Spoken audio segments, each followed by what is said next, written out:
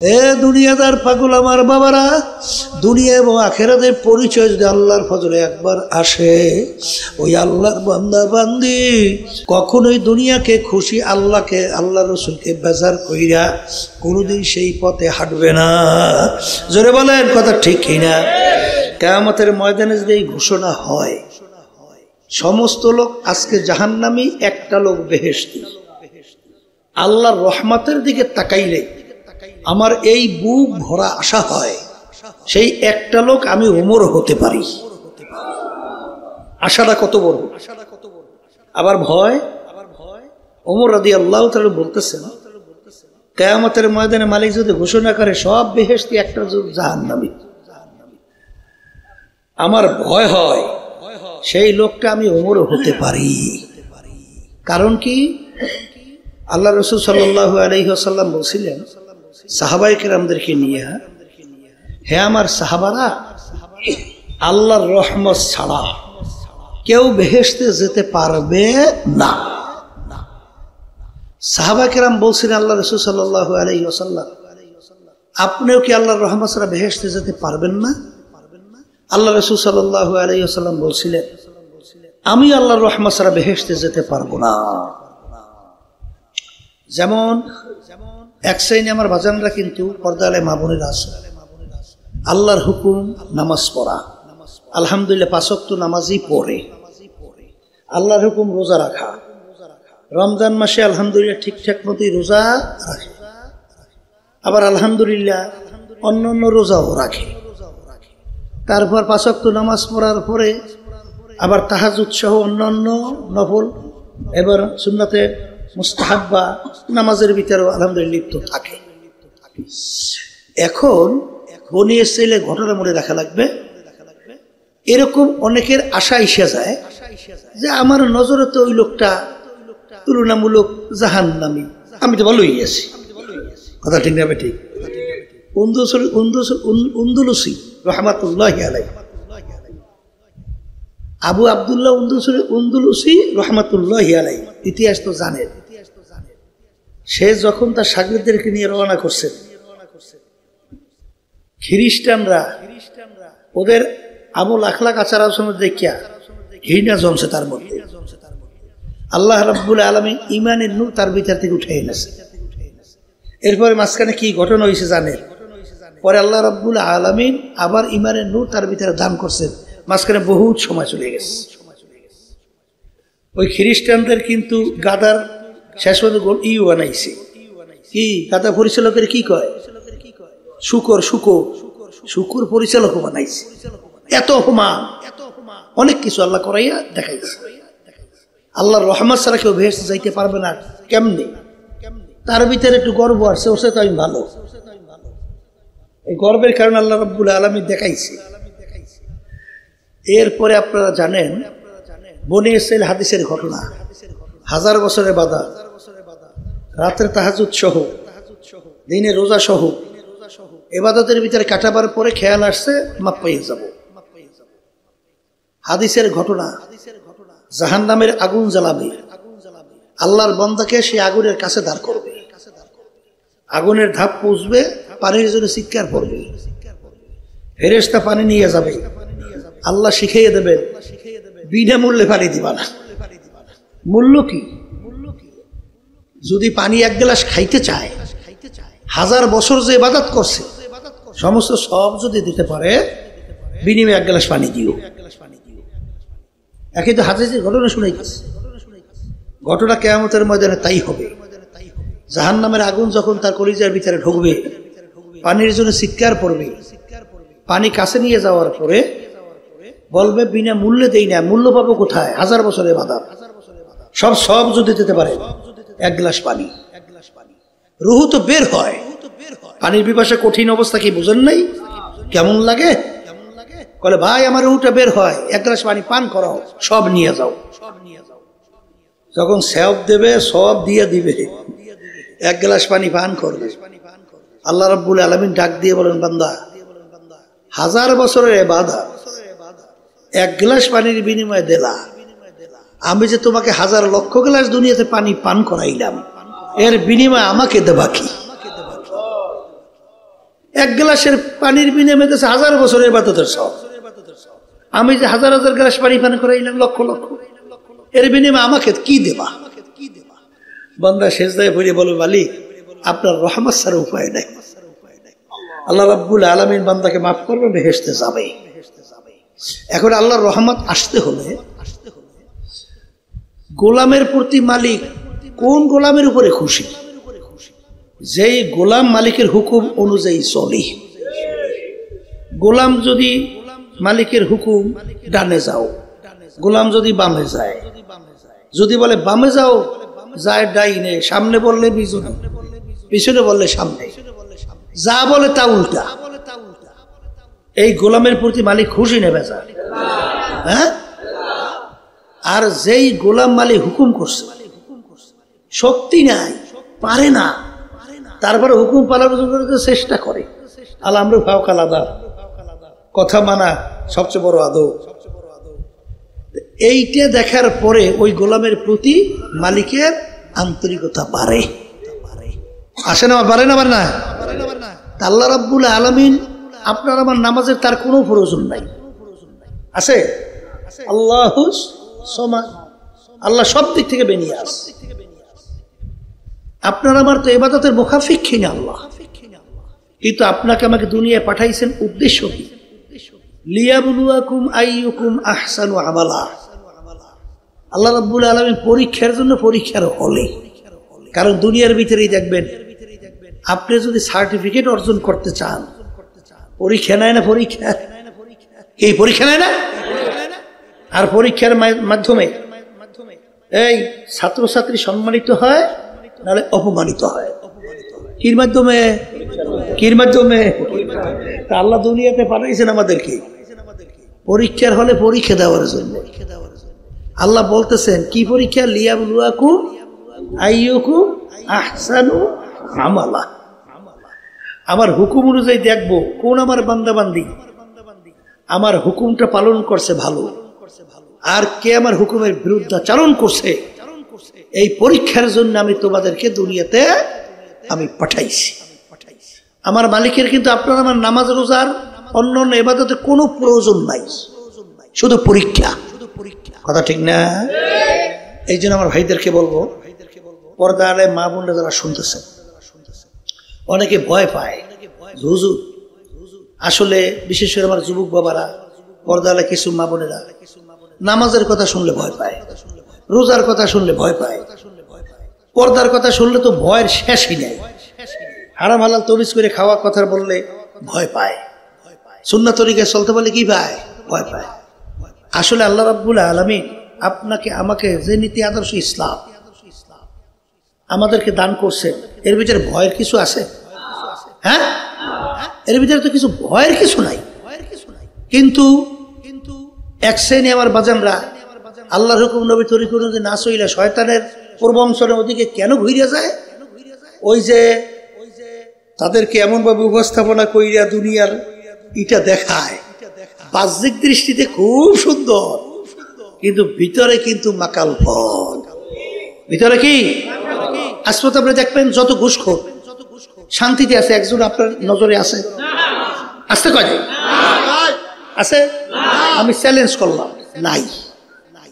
সুদখোর একটাও শান্তিতে আছে? আমি বহু তালাশ করে দেখছি, নাই। এই বেফারদা চলুন নিয়ে ঘরে বাইরে কোনো শান্তি আছে? অশান্তির আগুন দাউ দাউ করে জ্বলে, আমরা তো জানি, অবহুত দেখছি। কথা ঠিক না? তাইলে এই যে মিথ্যা কথা বললি, ওর মধ্যে শান্তি আছে? ওর নিজের ওই বিষাক্ত মিথ্যার সবলে নিজে ধ্বংস হয়ে যায়। কারণ যে মিথ্যা সাক্ষী দেয়, যে মিথ্যা কথা বলে, ও নিজে শান্তি পায়? ওর নিজের ভিটা থেকে ধ্বংস করে বাস্তবতা। কিন্তু তাইলে বোঝা গেল, অনেকে মনে করে যে এটার ভিতরে খুব শান্তি, আসলে বাস্তবে শান্তি নাই। আসলে বাস্তবে শান্তি নাই। এই জন্য আমার আব্বাজান রহমাতুল্লাহি আলাইহি বলতেন, শান্তি নাই, পায় নাই, এরপরে এদিকে দৌড়ে খা। ওই যে আল্লাহ বলছেন, শয়তান এমন ভাবে উপস্থাপন করে দেখায়, ওদিকে মন দেল ঝোঁকে, কিন্তু ওই প্রবঞ্চনায় পড়া যাইবে না। কথা ঠিক না ভাই? ঠিক। দেখবেন আমার আব্বাজান কি একটু উদাহরণ দিয়ে বলতেন, দুনিয়াতে মূলত তিনটা জিনিসে শান্তি। কয় জিনিসে? তিন জিনিসের মূল হিসাব করলে তিন জিনিসে শান্তি। একটা হলো খাওয়ার শান্তি, একটা কি শান্তি, আর একটা হলো স্বামী স্ত্রীর শান্তি, আর একটা হলো ঘুমের শান্তি। এই তিনটেই তো মূল। হিসাব নিকাশ করলে দেখবেন ঘুরিয়ে মুড়িয়ে ওই তিনটে। কথা ঠিক না ভাই? ঠিক। এই তিন শান্তি কিন্তু দুনিয়াদার হারামখোর, ঘুষখোর, সুদখোর, মিথ্যাবাদ, জুলুমবাজ, খুনি, জুলিম, জালেম একটা ওদের মধ্যে না। বহুত পরীক্ষা করে দিছে, একটাও নাই। সিংহভাগ বড় লোক ঠিক মতো খাইতেই পারে না, ঠিক মতো খাইতেই পারে না। বাংলাদেশের ভিতরে বড় বড় ধনী, বহুত ইতিহাস আছে। তামাম দুনিয়ার ভিতরে বড় ধনী বলছিল, এমন দুনিয়ার কোন ডাক্তার আছে আমার পেটের মধ্যে যদি এক টুকরা গোশত হজম করাইয়া দিতে পারে, দেখাইতে পারে, আমার সব সম্পদ, না জানি সম্পদের অর্ধেক 3 ভাগে রাখবা, কি জানি বলছিল, পুরো স্মরণ নাই, তাকে লিখে দেব। দেখেন তামাম দুনিয়ার ভিতরে সবচেয়ে বড় ধনী, পেটের কন্ডিশন আল্লাহ রাব্বুল আলামিন তৈরি করেছেন, এক টুকরা গোশত হজম করার শক্তি নাই। আচ্ছা বলেন তো ওর এই সম্পদের মূল্য কি? একটু চিন্তা করিয়া কইয়েন, আছে কোনো মূল্য? কোনো মূল্য আছে? কোনো মূল্য নাই। বাংলাদেশের বড় ধনী ইতিহাস বলে শুনবে, খালি ডাবের পানি খাই আর যাও খাইয়ে যাওয়া লাগে, আর কিছু খাইতে পারে নাই। আর স্বামী স্ত্রীর শান্তি অত চিন্তাই করা যায় না, অত আমরা সব জানি। আমাদের কাছে এসে বলে, হুজুর এই অশান্তির কোনো শেষ নাই। বুঝেন নাই কথাটা? একটা লাগে আরেকটা লাগে কোনো মিল আছে? কেমনে থাকবে? অসম্ভব। কারণ স্বামী চলে এক ধরনের, স্ত্রী চলে আর এক ধরনের। আল্লাহ রাব্বুল আলামিন তবিয়ত বানাইছে, কোন স্বামী যদি অন্য মেয়েদের সঙ্গে হাসাহাসি ডলাডলি বিভিন্ন কায়দায় করে, শান্তি, স্ত্রী খুব শান্তির থাকে, তো পক্কায় কি শান্তির থাকে না? আবার কোন স্ত্রী যদি অন্য পুরুষের লাগে ডলাডলি হাসাহাসি করে, স্বামী খুব শান্তি, স্ত্রী নিয়ে খুব শান্তিতে আছে না? ওই দেখেন এর ভিতরে আরাম নাই, নাই, বাস্তবে নাই। কথা বুঝতে পারছেন? এই জন্য আমার বাজানদেরকে বলবো, তাহলে স্ত্রী স্বামী শান্তিও নাই, খাওয়ার শান্তিও নাই, ঘুমের শান্তি মোটেও নাই। সিংহভাগ বড় লোক ও পেরার সময় অচেতন হইয়া মদ খাইয়া বিভিন্ন কাদায় ও মানুষের জীবন না, অচেতনে পড়িয়ে থাকে। কথা বলছে, অচেতনে পড়িয়ে থাকে, শান্তি বলতে আসলে নাই। আর দিনদার দুনিয়ার ভিতরে বাংলাদেশেও দেখবেন গরিব আল্লাহওয়ালা, তিনি জিনিসের শান্তির শেষ না। কথা ঠিক কিনা? ঘুমের শান্তি তো বুঝছে, ও রাস্তা ওকার ওই ক্ষেতের আইলো আইছে না, ওই যে জমির সীমানা আর গাছের গোড়া হোক, কোন কায়দায় একটা ইটমিট পাইছে, মাথাটা ঠেকাইছে, 10-15 মিনিট পর মনে হয় আরে এই জগতে নাই, ওরে নাকের টান, মনে হয় যে সুখের ঘুম ঘুমায়। এই কথা ঠিক না? ঠিক। তাহলে ঘুমের শান্তি আল্লাহ দিনদার দুনিয়াদার গরিবের মধ্যে দান করছে। স্ত্রী স্বামীর শান্তি যদি দিনদার স্ত্রী ভাই আর দিনদার স্বামী হয়, এ আমাদের বহুত হাজার হাজার লক্ষ লক্ষ জানা আছে, শেষ নাই, শেষ নাই। যখন সারাদিন কাজ করার পরে ঘরে আসে, ঘাম পড়তেছে, স্ত্রী দৌড়িয়ে এসে পাখা নিয়ে একটা টান দেয় বাতাস, সারাদিনের কষ্ট মুহূর্তের ভিতরে শেষ। আর সারাদিন হাজার হাজার কোটি কামাই করে ঘরে যাওয়ার পরে মুখটার ভেটকি কি সব টাকা পয়সার মজা সব শেষ। কি শান্তি পাইছে? নাই, পাইবে কোথায়? কথা ঠিক না? ঠিক।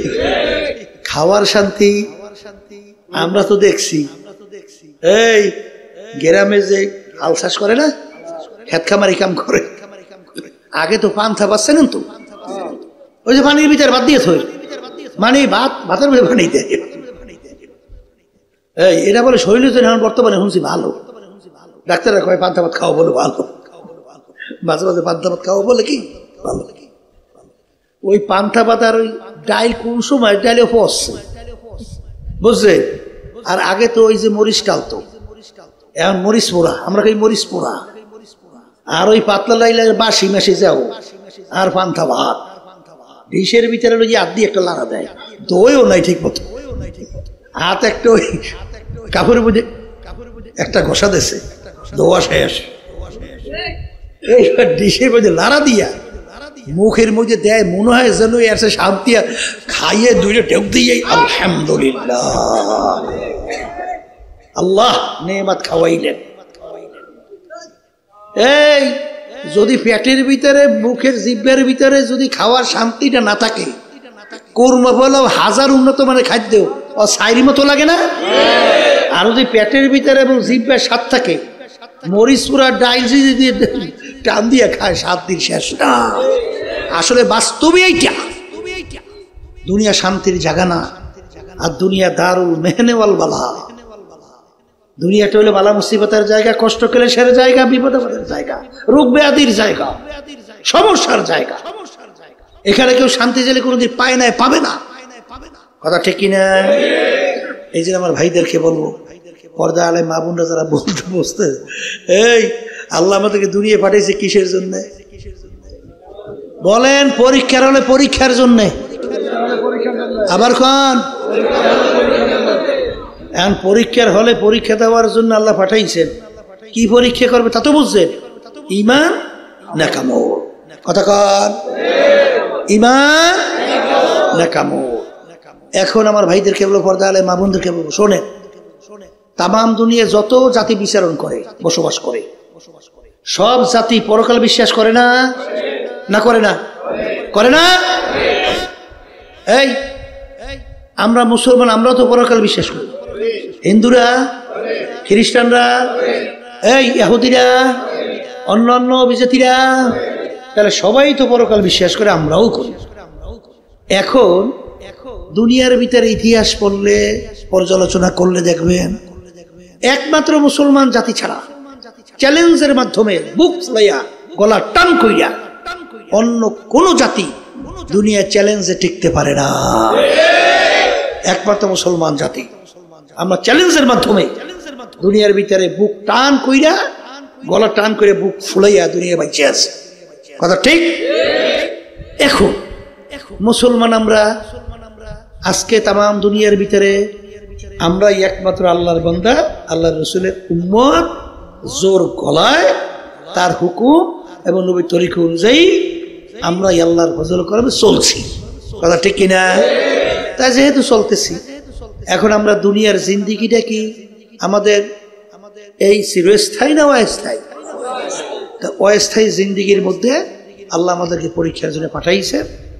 দুইটা জিনিস আমাদের যদি নিয়ে যাইতে পারি, তাহলে আল্লাহ রাব্বুল আলামিন ঘোষণা করছেন, তোমাদের জন্য এমন মেহমান খানা আমি বানাই রাখছি, যে মেহমান খানার ব্যাপারে আল্লাহ রাসূল সাল্লাল্লাহু আলাইহি ওয়াসাল্লাম বলছেন যে এত সুন্দর, কেউ কোনোদিন এত সুন্দর জায়গা বা এত সাজে সজ্জিত কেউ দেখে নাই, আর কেউ কানেও শোনে নাই, কেউ মনে মনে পরিকল্পনাও করতে পারে নাই, তার চেয়েও সুন্দর।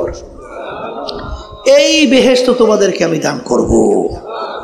আল্লাহ আপনি আমাকে আমাদের সবার জন্য কবুল করে নেন।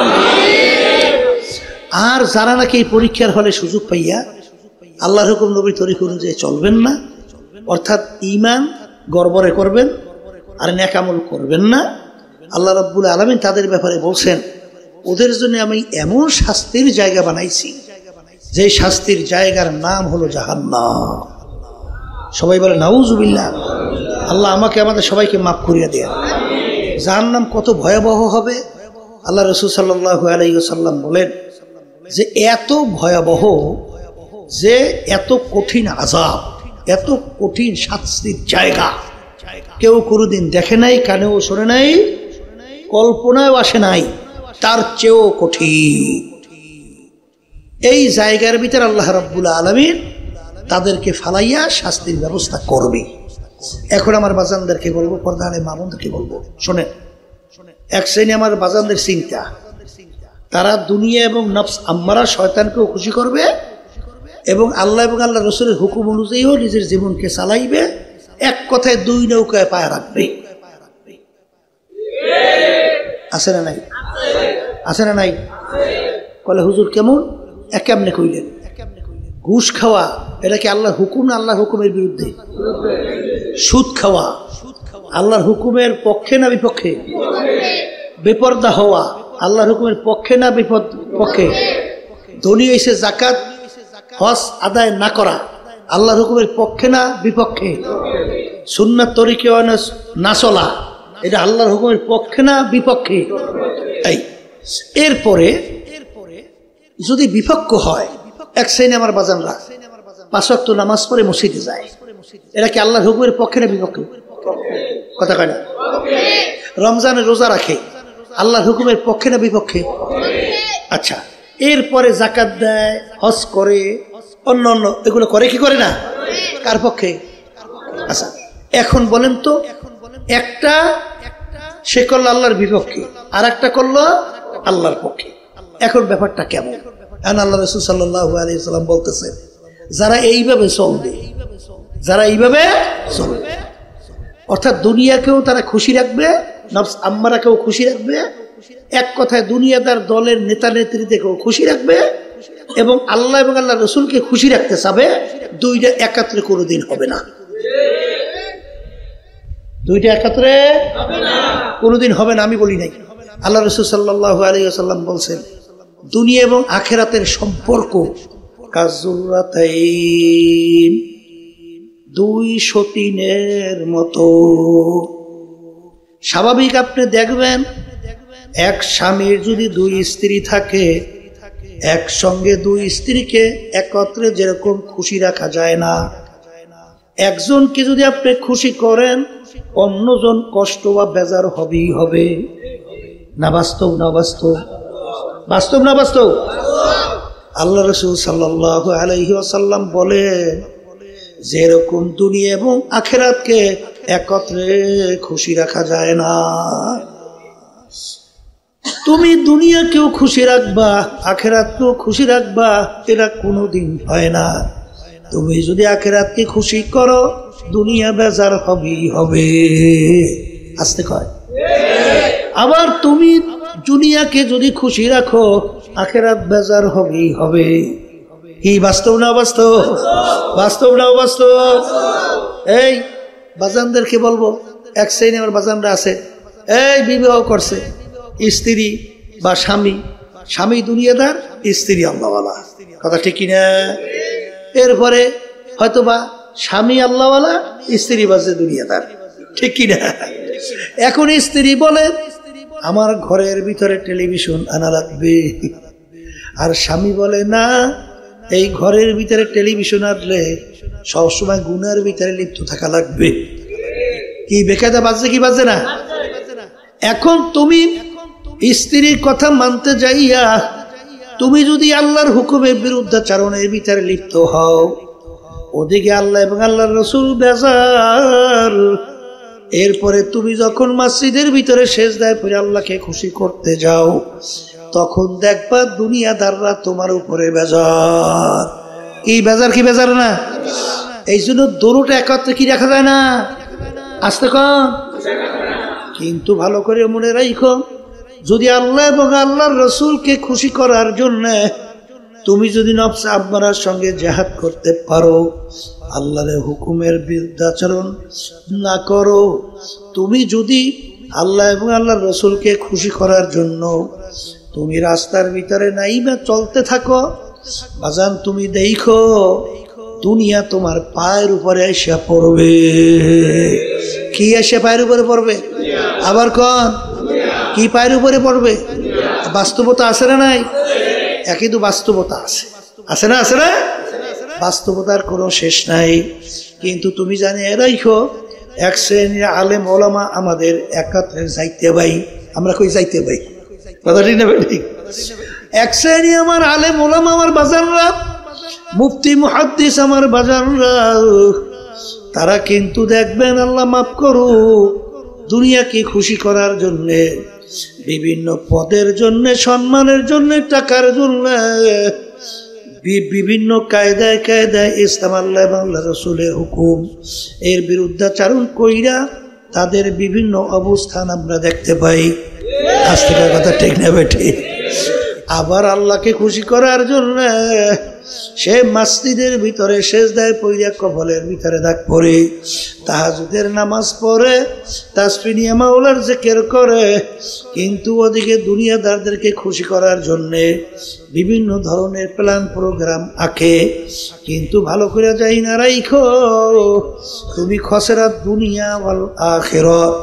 দুনিয়াদার বিভিন্ন মানুষ কিন্তু তোমার ব্যাপারে মন্তব্য করবে, আসলে লোকটা লেবাস সুরাতে আলেম, ভিতরটা দুনিয়াদার শয়তান। কি কথা কয় না দেখি? এই বাস্তব, কিন্তু বাস্তব। সম্মান তো দূরের কথা, মনে মনে ঘৃণা করে, ঘৃণা করে। কি করে? মনে মনে ঘৃণা করে। বাস্তব কথা, ঠিক না? এই জন্য আমার বাজানদেরকে বলবো, পর্দার এই মা বোনদেরকে বলবো, যাইয়ে দেখো ইয়ারউদ্দিন সাহেব রহমাতুল্লাহ আলাইহি পটুয়াখালী জেলা মির্জাগঞ্জ নদীর কিনারার ভিতরে ঘুমায় আছে। বাজান, সে কিন্তু দুনিয়ার ভিতরে সাধারণ একজন লোক ছিল, ব্যবসায়ী, দোকানদার, বাহালি, অর্থাৎ বিভিন্ন পেঁয়াজ রসুন আদা সহ বিক্রি করত। যাইয়া দেখো লক্ষ লক্ষ মানুষ তার কবরের পাশে যায়, সালাম দেয়, দু চোখের পানি ছাইরা দোয়া করে। বাজার আমি কয়েক বছর মাসখানিক, কয়েক মাস মানে বছর খানিক হইতে পারে, আমি স্পিড বোর্ডে যাইতেছি, হঠাৎ দেখি ড্রাইভার ওখানে হঠাৎ বোটটাকে টবেল করলো। ব্যাপার কি? পাশে তাকাইয়া দেখি ইয়ারউদ্দিন সাহেব রহমাতুল্লাহ আলাইহি তারার কবর ওখানে। যত লঞ্চ স্টিমার ওই নদী দিয়া যায়, তার কবরের পাশ থেকে যখন রওনা করে, লঞ্চ স্টিমার টবের কইরা থামাইয়া সম্মান দেখাইয়া তারপর সামনের দিকে যায়। ময়রাও মনে হয় বাসাই করে। আর ওদিকে বড় অনেক বাংলাদেশের ভিতরে বড় ধনী, সম্পদের কোনো শেষ নাই, ক্ষমতার কোনো শেষ নাই। যাইয়া দেখো বিভিন্ন হাইকোর্ট সহ মাজারের ভিতরে পইরা রয়েছে একজন আল্লাহওয়ালা দিনদার মানুষ, ওর কবরের পাশে যে একটু সালামও তো দেয় না, দোয়াও কিন্তু করে না।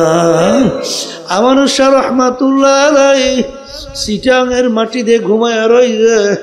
বাজান, ইতিহাস পড়লে দেখবা সে একজন জজের চাপরাশি, অর্থাৎ জজ সাহেব এজলাসে বিচার করত, আর তার মাথার উপরে টাইনা টাইনা মাথায় বাতাস করত। বাজান, আগের যুগে তো এরকম ইলেকট্রিক ফ্যান ছিল না, এরকম সুন্দর ব্যবস্থা ছিল না, তখন মাথার উপরে টাইনা টাইনা বাতাস করত। তাদেরকে বলা হতো চাপরাশি নাকি। বাজান, দাইয়া তালাশ করে দেখো কেমনে সম্মানিত আল্লাহ বানায়। সেই জজ সাহেব, তার কোনো খবর নাই। আর আমার শাহ রহমাতুল্লাহ আলাইহি চিটাঙের মাটিতে ঘুমায় রয়েছে। কিয়ামত পর্যন্ত মানুষ তার জন্য দোয়া করে স্মরণ করতে থাকবে। সম্মান বাড়ছে না কমছে? আল্লাহর বান্দারা, পর্দার মা বোনেরা, যাইয়ে দেখো সিলেটের মাটিতে শাহজালাল রহমাতুল্লাহি আলাইহি, ইয়ামানি রহমাতুল্লাহি আলাইহি, শাহজালাল ইয়ামানি রহমাতুল্লাহ আলাইহি বাজার সিলেটের মাটিতে ঘুমায়া রয়েছে। শাহপরান রহমাতুল্লাহ আলাইহি সিলেটের মাটিতে ঘুমায়া রয়েছে। বাজার যাইয়া দেখো লক্ষ লক্ষ মানুষ কবরের পাশে যায়, ভয়তে মনে অস্থির, একটু শব্দ করে না, ময়ূরাও বাদশাহী করে। হে বড় লোক আমার বাবারা, ধনী আমার বাবারা, হে ক্ষমতা সম্পূর্ণ আমার বাবারা, হে পর্দার আড়ালের বাবারা, কোন দুনিয়ার পিছনে পড়ছ, কোন সম্মানের পিছনে পড়ছ, কোন সম্পদের পিছনে পড়ছ। বাজান, দুনিয়া কিন্তু শান্তির জায়গা না, কেউ কোনোদিন পায় না, কেউ কোনোদিন পাবে না, কিন্তু কিন্তু মনে রাখিও বাজান, যারা নাকি দুনিয়া খুশি করতে চাও, দলের নেতা নেত্রীকে খুশি করতে চাও, দুনিয়াদারদেরকে খুশি করতে চাও, ওদিকে আল্লাহ এবং আল্লাহ রসুলকেও খুশি করতে চাও, আসলে পাবা না একটাও। তোমাকে দুনিয়াদাররা মনে রাখবে এরা একটা মুনাফিক, এরা একটা দুনিয়াদার, এরা একটা লোভী লোভী লোভী। আরে তাদের কাছেও সম্মান নাই, আর আল্লাহ এবং আল্লাহর রসুলের কাছেও অসম্মান হয়ে ওঠা লাগবে। জোরে বলেন কথা ঠিক কিনা?